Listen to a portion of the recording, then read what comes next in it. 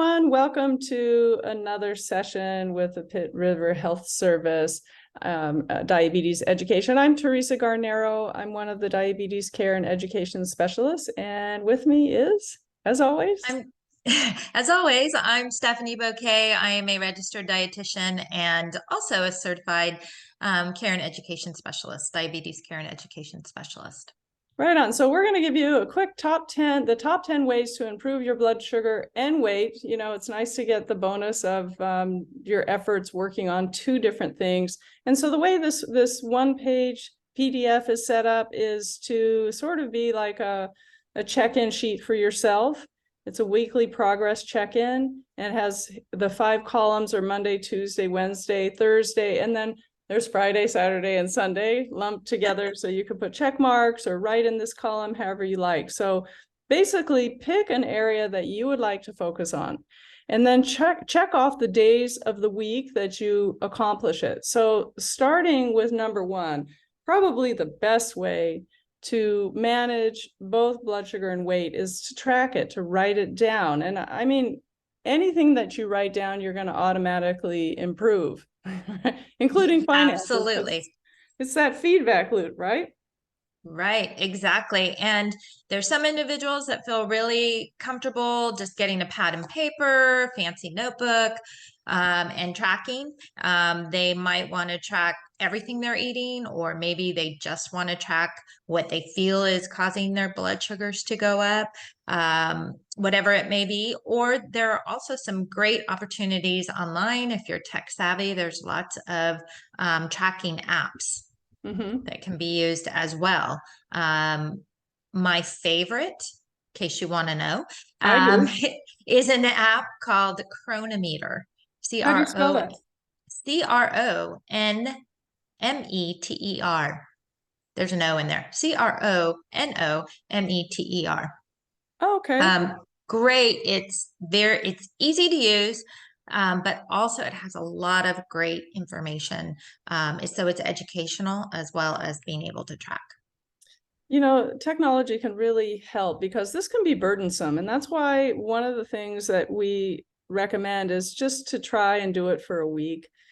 Because if you're doing this day in and day out, it can lead to burnout. So, you know, you want to just be able to focus on one element. And you could track all of this. And whatever way works. For some, those apps are great. And they can be motivating because you can see the progress report and what have you.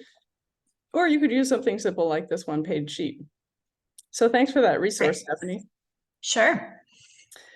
Item number 2 on this list is to get adequate sleep. And we have a lecture coming up about that and why that's important. And so you could just write, you know, you could put the check marks, or you could write the days that you actually are getting adequate sleep, because it is tied to blood sugar, and you'll understand why when you hear that upcoming lecture. What about this 80-20 rule?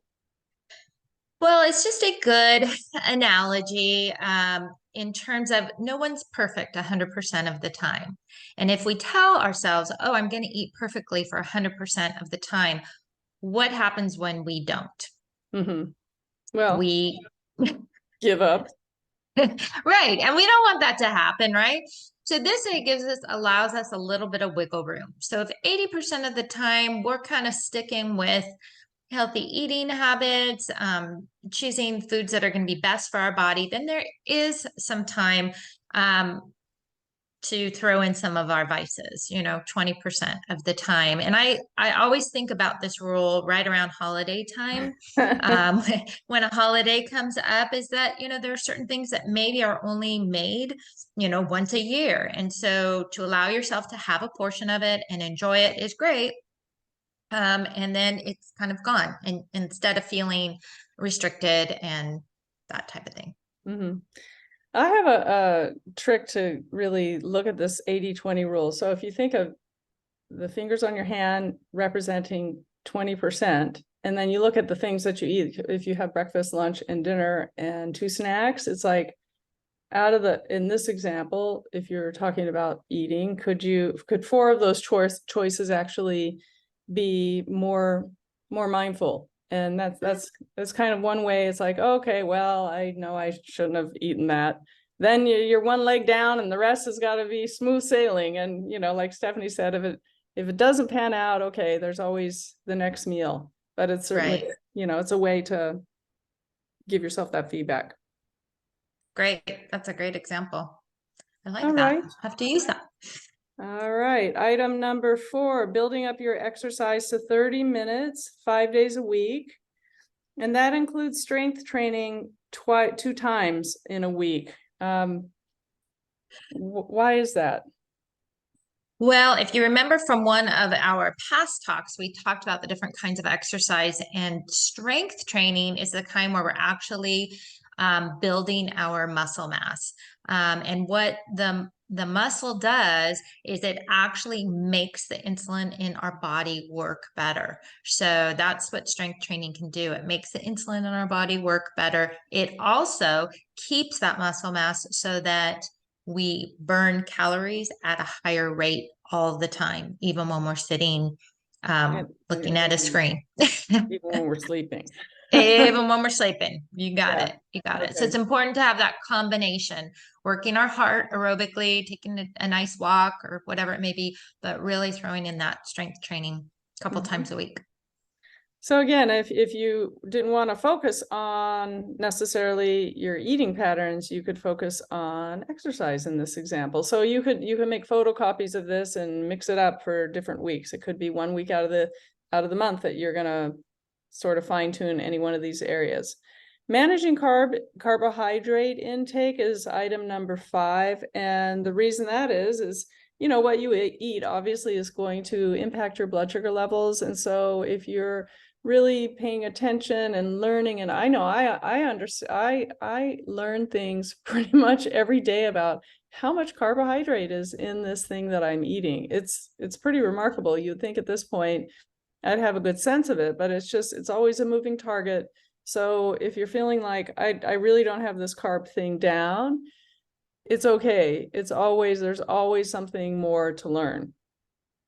Yeah, that's a great way to say it. There's not an exact amount that is right for everyone, and every body is different and how they react to carbohydrates. So it's a matter of looking at not only the amount, but the types that you're consuming. That's So right. really, yeah, trying to focus on the ones that that we know that are higher in fiber, that are going to cause a smaller rise in blood sugar versus the real refined sweets and those kinds of things, which will hit the bloodstream real quickly. Mm-hmm.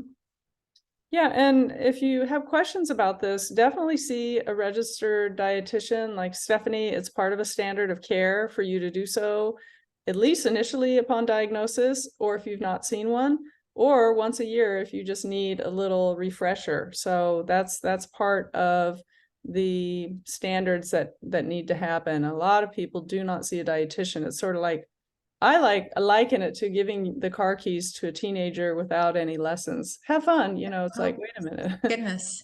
You gotta Well, and there's a lot of navigate. misinformation too out there. So you can't always trust what you see on TV or you read in a magazine. You really want to go to the experts. Yeah, that's true. Mhm. This next item 6 is really about how do you cope with diabetes. And this is from Tracy Brown. She was the former CEO of the American Diabetes Association. And she said, move beyond shame and denial to drive positive change. And that ties into the language of diabetes and the words that you use and the self-talk that you have, because that really lays down the groundwork for your behaviors and your choices. And so diabetes is a burden. It's an unfair chore. And if you realize that and you try to have some self-compassion, it will help you. So if you get down on yourself a lot, that might be an area you can work on. Right. Number 7, find joy in discovering new ways. Like So what in did the you kitchen. Oh, okay.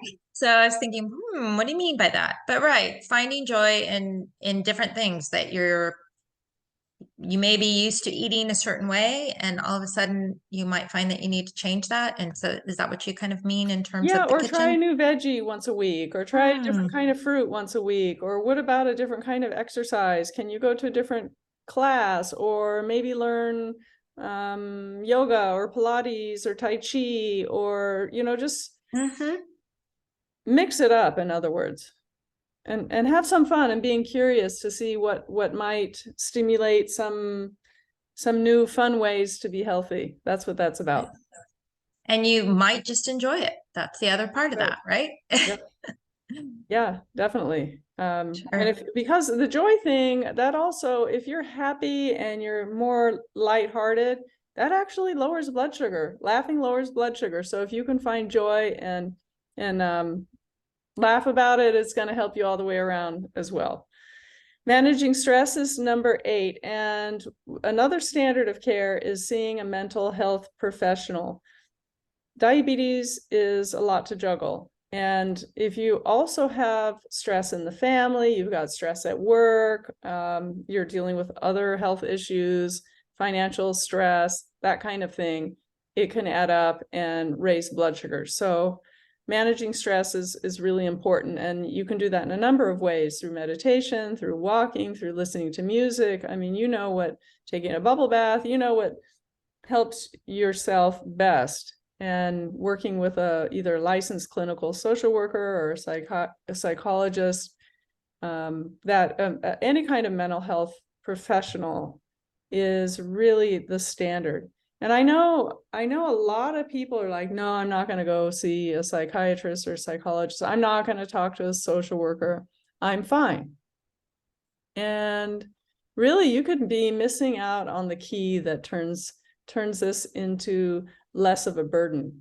And I think about, like, if your car is on the fritz, or, something breaks in your house, we don't attach shame to calling a plumber,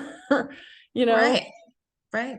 And stress is just, it comes with this. And there's a lot of diabetes distress and diabetes burnout. And so you want to have everybody in your corner. Like, if you had a heart condition, are you going to avoid going to the cardiologist because you're feeling shame around it? Maybe some people do, but why would you avoid getting the best care? So that's what that's about. Do you have anything to add there?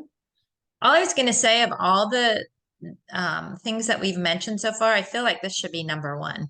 I mean, not that these are ranked in order here, but I really feel this is a missing connection when we talk about a life with diabetes, that it's, like you said, you don't want to there should be no shame attached to that. And so finding a way to manage stress is helpful. Thank you. I couldn't agree more. It's, if the mind isn't in the right place, all of this kind of goes out the window. You could know that eating mostly whole, intact, and unprocessed foods will do your body good and help your pancreas out. But, if you're stressed and you're really feeling down and you're not in the mood for it, it's not going to happen. And I think getting the support from friends and family too, and knowing you're not doing this alone. That there are people in your corner to help out is important. That's right. I